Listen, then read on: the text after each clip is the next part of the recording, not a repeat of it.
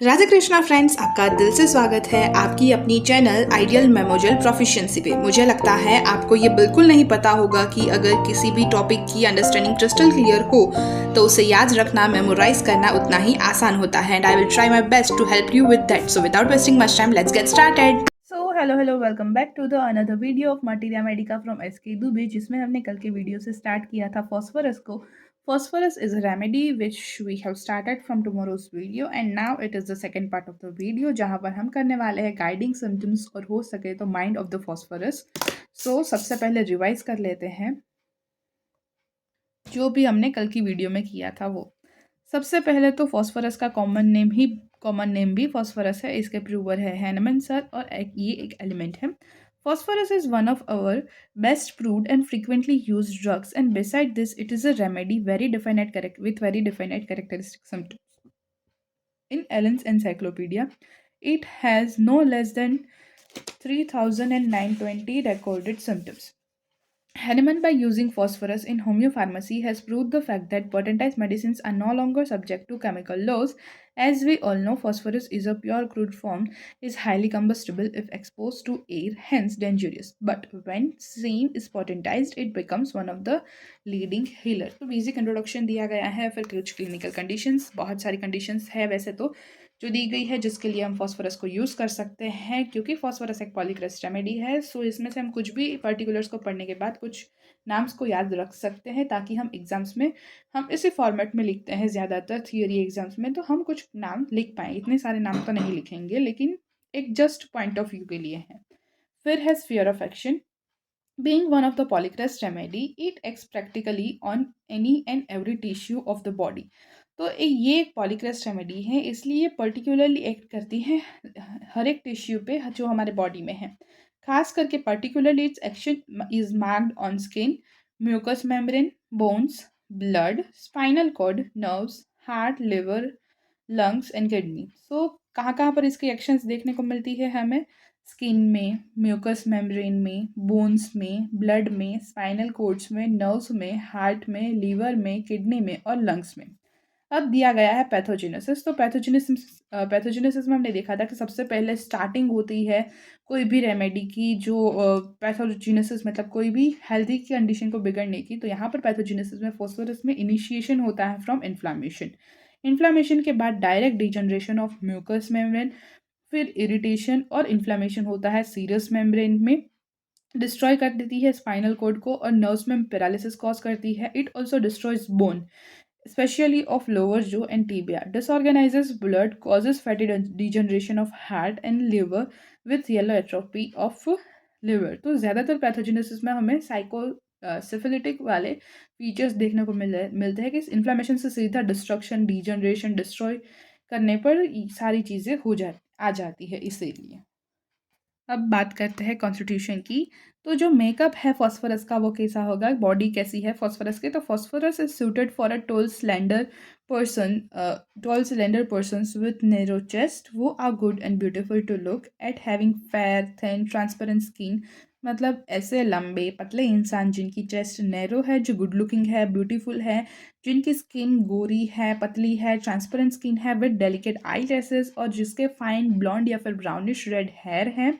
Young peoples जो बहुत जल्दी ग्रो कर जाते हैं, और इंक्लिनेशन होता है कि स्टूपली उसकी डेवलपमेंट हो, क्योंकि phosphorus is an important element of our body. Chlorotic anaemia देखने को मिलता है the time of puberty. Temperament है sanguine temperament as well as lymphatic temperament, लेकिन क्विक परसेप्शन प्रोसेस करने वाले होते हैं, सेंसिटिव नेचर के होते हैं। साथ ही साथ बायलस और रिलेटेबल टेम्परामेंट भी देखने को मिलता है। Relation with heat and cold में ये चिली पेशेंट्स होते हैं। फिर भी हेड और स्टमक में क्रेविंग्स होती है कोल्ड थिंग्स की, जैसे कि cold application, cold food, cold drinks. और जो मियाजम्स है वो, जैसे कि ये हमें पता है कि ये एक लीडिंग पॉलीक्रेस्ट रेमेडी है, तो तीनों मियाजम्स को कवर करती है, लेकिन सोरा है वो बेसिक सॉइल है, बेसिक मियाजम है। डायथिसिस में है tubercular diathesis and haemorrhagic diathesis. Tubercular diathesis में पेशेंट है वो ससेप्टेबल होता है कोल्ड के लिए, और उसके अंदर ग्रेट लाइबिलिटी होती है कि वो कोल्ड को कैच कर ले। एंड लार्ज ग्रीन ग्लैंड्स होती है, फ्लैट चेस्ट होता है, रिंकल्ड और ओल्ड लुकिंग फेस होता है जिसमें संकन आइज होती है, पॉइंटेड नोज होता है, क्रेविंग्स होती है मीट और पोटेटोज की, और फैमिली हिस्ट्री में आपको ट्यूबरक्यूलोसिस की हिस्ट्री मिलती है। हेमरेजिक डायथिसिस है, wounds bleed very much if very small wounds that appear to have healed breaks up open again. The chance the blood is जो मतलब जो कैरेक्टर है ब्लड का वो कैसा आता है bright red watery non coagulable intermediate ecchymosis with purplish spots are also seen acute hemorrhage rather than chronic calls for this great remedy. So acute hemorrhage rather than chronic इस remedy की पुकार है यानी कि ज़्यादातर acute hemorrhages में use होने वाली होती है. ब्लड का करेक्टर होता है bright red watery non coagulable जिसमें इंटरमीडिएट आपको इकाइमोसिस पर्पल स्पॉट्स देखने को मिलते हैं. आपको ऐसा लगता है कि वुंड्स छोटे से छोटे हैं वो ईजिली ब्लीड करने लगते हैं. आपको ऐसा लगता है कि वो हील हो गए हैं लेकिन फिर से ब्रेक हो जाते हैं और फिर से ब्लीडिंग स्टार्ट हो जाती है. तो हेमरेजिक डायथेसिस पेशेंट है वो कोल्ड के लिए ससेप्टेबल होता है. ग्रेट लाइबिलिटी होती है कोल्ड को कैच करने की. ग्लैंड्स है वो एनलार्ज्ड है, फैट चेस्ट है, रिंकल्ड है, ओल्ड लुकिंग है, संकन आइज है, पॉइंटेड नोज है. क्रेविंग्स है मीट और पोटैटोज की. फैमिली हिस्ट्री है ट्यूबरकुलोसिस की. इस तरीके से ट्यूबरकुलर डायथिसिस भी है. अब बात करते हैं गाइडिंग सिम्टम्स की. सो गाइडिंग सिम्टम्स तो कुल मिला के यहाँ पर कुछ 13 अराउंड गाइडिंग सिम्टम्स दिए गए हैं और फिर बात की है माइंड और एलिमेंट्स फ्रॉम की. तो कवर अप करेंगे ज़्यादा से ज़्यादा हो सके उतना. तो सबसे पहले guiding symptoms. Our first guiding symptom is burning. Burning is a keynote of this drug. It is one of the trio of burners of Nash. So Nash trios of burners है जिसमें एक है फॉस्फोरस, एक है arsenic, एक है sulphur. तो burning है वो ग्रेट कीनोट है इस ड्रग का क्योंकि हमें पता है कि ये नेश ट्रायल्स ऑफ बर्नर्स में आता है. Other being arsenic and sulphur. Burning is almost as strong this remedy under arsenic and sulphur. मतलब बर्निंग इतना ज़्यादा है इस रेमेडी के अंदर जितना कि आर्सेनिक और सल्फर में है उतना ही. Burning anywhere and everywhere all over the body. Same thing है कि दोनों आर्सेनिक और सल्फर में भी ऐसा है कि burning anywhere and everywhere in the body यानी कि हर जगह पर जहाँ देखो वहाँ पर बर्निंग सेंसेशन फील होगा. देर इज़ नो ऑर्गन और tissue in which it may not be found. तो ऐसा कोई ऑर्गन या टिश्यू नहीं होगा जिसमें बर्निंग ना हो. From the outer skin to the inner most surface of every track of its parenchyma यानी कि बाहर की स्किन से लेकर इनर मोस्ट सरफेस जो पेरेन्काइमा का ट्रैक्ट है पूरा का पूरा सब जगह पर बर्निंग होगी. बर्निंग विथ और without rise of temperature. Temperature rise हो भी ना भी हो कुछ भी हो लेकिन बर्निंग वहाँ पर प्रेजेंट है. बट विथ फंक्शनल एंड और ऑर्गेनिक चेंजेस. लेकिन फंक्शनल और ऑर्गेनिक चेंजेस आपको उसके साथ देखने को मिलेंगे. हो सकता है कोई मैलिग्नेंसी हो. Burning in spots along the spine, between the scapulae of palms and hands in chest, lungs, etc. कभी कभी जो स्पाइन है उसमें स्पॉट्स में बर्निंग देखने को मिलती है खास करके in between scapula of palms में बर्निंग देखने को मिलती है. हैंड्स में देखने को मिलती है. इन चेस्ट एंड लंग्स में भी देखने को मिलती है. सो बर्निंग इज अ ग्रेट की note of this drug. This is the first guiding symptom of phosphorus. Now second is an empty organ sensation in head, chest, stomach and entire abdomen. तो एक empty organ sensation feel होता है head में, chest में, stomach में और पूरे के पूरे एब्डोमेन में. क्रेविंग फॉर कोल्ड थिंग्स की क्रेविंग होती है. ये चिली पेशेंट है फिर भी कोल्ड थिंग्स की क्रेविंग होती है. आइसक्रीम विच एग्रीज. आइसक्रीम है वो एग्री कर जाता है लेकिन cold water which is thrown up as soon as it get warms in the stomach. मतलब इसको कोल्ड वाटर की भी क्रेविंग होती है लेकिन कोल्ड वाटर उसने पिया बॉडी में अंदर गया स्टमक के टेम्परेचर के साथ जैसे ही रेगुलेट हुआ वो नॉर्मल टेम्परेचर पे आया स्टमक के टेम्परेचर में वार्म हुआ वैसे ही बॉडी उस कोल्ड वाटर को भी थ्रू आउट कर देगी. एक आइसक्रीम ही ऐसी चीज़ है जो उसको एग्री करती है. कोल्ड वाटर भी वो स्टमक में वार्म होने के बाद थ्रू आउट कर देता है. एसिड्स रिफ्रेशिंग थिंग्स वाइन शोर things salts and fatty food. फिर उसके साथ क्रेविंग उसको किसकी है. एसिड्स की क्रेविंग है, रिफ्रेशिंग थिंग्स की क्रेविंग है, वाइन्स की, श्योर थिंग्स मतलब खट्टी चीज़ों की, सॉल्ट्स की और फैटी फूड की भी क्रेविंग है. एवर्जन है टोबैको से, स्वीट्स से, टी से, पुडिंग से, कॉफ़ी से, बियर से. तो ये सारी चीज़ों की क्रेविंग है और ये सारी चीज़ों की एवर्जन है. फिर से एक बार craving for cold water ice cream cold water लेकिन कोल्ड वाटर थ्रो कर देता है as soon as it get warms in the stomach. फिर है acid refreshing things wine sour things salts and fatty food. Aversion to tobacco sweets tea pudding coffee beer etcetera. फिर है over sensitiveness of all senses runs through the remedy. मतलब सारी जो उसकी senses है वो बहुत ही ज़्यादा ओवर सेंसिटिव है. Do not forget to things phosphorus in patients who are greatly phosphorus in patients who are greatly susceptible to external impressions. मतलब ऐसी do not forget to things of phosphorus, मतलब ये चीज़ आपको नहीं भूलनी है कि जो फॉस्फोरस के पेशेंट्स है वो ग्रेटली ससेप्टेबल होते हैं एक्सटर्नल इंप्रेशन से, जैसे कि लाइट है, नॉइज़ है, ऑर्डर है, टच है, इलेक्ट्रिकल चीज़ है, थंडर स्टॉर्म्स है, एक्सेट्रा. सो ओवर सेंसिटिव है from all the senses, all senses runs through out the remedy, मतलब ओवर सेंसिटिवनेस है सारी सेंसेस में runs through out this remedy. ये चीज़ आपको नहीं भूलनी है फॉस्फोरस पेशेंट के बारे में कि वो एक्सटर्नल इंप्रेशन से बहुत ही ज़्यादा ससेप्टेबल है, जैसे कि light, noise, order, touch, electricity, thunderstorm, etcetera. तो पहला हमने देखा कि बर्निंग सेंसेशन, लास्ट हमने देखा कि ओवर सेंसिटिवनेस, बीच में हमने देखा कि उसकी क्रेविंग्स क्या है और एवर्जन्स क्या है. अब देखते हैं dandruff.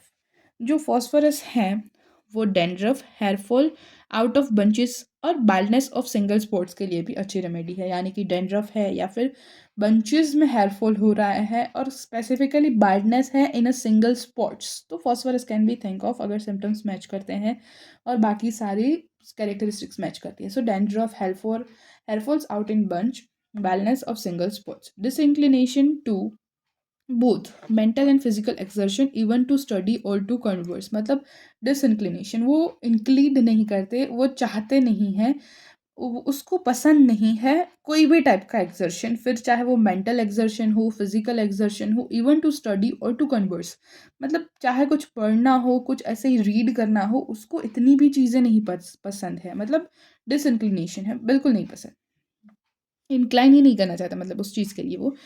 Restlessness is yet another characteristic. Burning, over sensitiveness के साथ रेस्टलेसनेस है, वो भी एक अनदर कैरेक्टरिस्टिक सिम्टम्स है फॉस्फोरस पेशेंट का. पेशेंट मूव्स कंटिन्यूसली, पेशेंट है वो कंटिन्यूसली मूव करता रहता है एक जगह से दूसरी जगह. Can not stand still for a moment, एक जगह पर एक मोमेंट के लिए वो कंप्लीटली रह ही नहीं सकता खड़ा. With constant fidgety feeling all over the body, साथ ही साथ कॉन्स्टेंट फिडजिटी मतलब अधीरता, वो उसको रेस्टलेसनेस है तो वो कांस्टेंट फिडजिटी में होता है, फीलिंग ओवर द बॉडी, मतलब शांति ही नहीं है, बिल्कुल भी नहीं है. Specially in evening at twilight and when lying on left side, specially ये फिडजिटी की फीलिंग कब होती है, जब इवनिंग में, ट्वीलाइट में, यानी कि दो लाइट्स जब एक साथ आपको नेचर में देखने को मिलती है, जैसे कि सनराइज सनसेट है, kind of thing, twilights and when lying on left side, और जब लेफ्ट साइड पे फॉस्फोरस है वो लाई करता है तब. रेस्टलेसनेस विद एंजाइटी, रेस्टलेसनेस है साथ ही साथ एंजाइटी भी है. Most of the complaints are aggravated when lying on left side, ज़्यादातर कंप्लेंट्स है वो लेफ्ट साइड सोने से एग्रावेट करेगी. रेस्टलेसनेस है, कफ है, पेन है, एक्सेट्रा. विकरियस मेंस्ट्रुएशन के लिए भी ये एक अच्छी रेमेडी है phosphorus. Epistaxis Indeed of menses, मतलब विकरियस मेंस्ट्रुएशन है साथ ही साथ एपिस्टेक्सिस है मेंसिस के साथ, इंस्टेड ऑफ मेंसिस, मतलब मेंसिस के बजाय एपिस्टेक्सिस है. या एपिस्टेक्सिस यानी कि रेगुलर पीरियोडिकल ब्लीडिंग होती है उसको नोज में से मेंसिस की तरह. Epistaxis is bleeding from nose and vicarious menstruation is due to endometriosis of varied organs. So इसकी वजह से epistaxis देखने को मिलती है instead of menses. Increased sexual appetite even leading patient to mania followed by impotency. Sexual appetite बहुत बढ़ जाती है जिसकी वजह से पेशेंट मेनिया में, मतलब एक्सट्रीम हाई लेवल का वो एक्साइटेड हो जाता है. सेक्सुअल एपेटाइट मतलब उसकी भूख बढ़ जाती है सेक्स के लिए, और सेक्सुअल एपेटाइट इतनी इंक्रीज हो जाती है कि पेशेंट है वो बहुत ओवर एक्साइटेड हो जाता है, जिसकी वजह से वो जो परफॉर्मेंस उसको देनी चाहिए वो परफॉर्मेंस वो दे नहीं पाता, इसीलिए followed by impotency. Perspiration of phosphorus smells like sulphur, तो जो पर्सपिरेशन है फॉस्फोरस का उसमें कैरेक्टरिस्टिक स्मेल होती है जो कि सल्फर की जैसी होती है. Swelling of both the eyelids, दोनों आईलिड्स में स्वेलिंग देखने को मिले तो भी you can also think of phosphorus. Upper eyelid में हो तो कैलकेरिया कार्ब, लोअर आईलिड में हो तो apis, and both the eyelid में हो तो phosphorus. During pregnancy unable to drink water, slight of it causes nausea and vomiting, pregnancy के दौरान वो बिल्कुल भी पानी नहीं पी पाते, थोड़ा सा भी पानी पीने से नोजिया या फिर वॉमिटिंग की फीलिंग आना, नोजिया की फीलिंग आना या फिर वॉमिट हो जाना is a common thing during pregnancy, तो you can think of phosphorus. Must close her eyes while bathing, और प्रेगनेंसी के दौरान अपनी आंखें बंद ही रखनी पड़ती है बाथिंग के दौरान, तो ये एक चीज़ है जो मार्क्ड है फॉस्फोरस में. अब है माइंड ऑफ द फॉस्फोरस, तो एक काम करते हैं माइंड और एलिमेंट्स फ्रॉम को हम नेक्स्ट वीडियो में करते हैं. ताकि स्लॉट्स में अगर हम चीज़ें देखें तो एक साथ बर्डन टाइप फीलिंग ना आए। इतनी चीज़ें आप अपने आप से रिवाइज कर लो। नेक्स्ट वीडियो में फिर से हम साथ में भी रिवाइज करेंगे सारे के सारे गाइडिंग सिम्टम्स को, और फिर we will go through mind and elements from. So मिलते हैं नेक्स्ट वीडियो में, तब तक के लिए टाटा, see you, bye bye and take care. Thank you so much guys for watching this video till now. Also give your valuable feedbacks and suggestions in comment section, और हाँ, like करना, share करना and subscribe करना गलती से भी मत भूलना। Stay tuned, take care, मिलते हैं next video में, तब तक के लिए टाटा, बाय बाय।